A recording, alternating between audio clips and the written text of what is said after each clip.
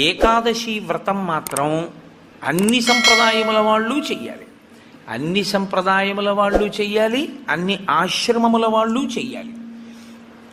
అంత గొప్ప వ్రతం ఏదైనా ఉంటే అది ఏకాదశి వ్రతం ఒకటే.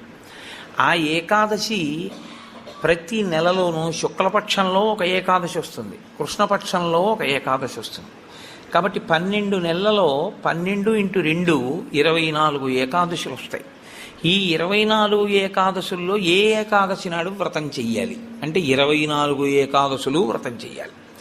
ఒకవేళ 24 ఏకాదశులు కాకుండా అధిక మాసం వస్తే అధిక మాసంలోని శుక్లపక్ష కృష్ణపక్షాల్లో వచ్చేటటువంటి ఏకాదశి తిథుల యందు కూడా వ్రతం చెయ్యాలి.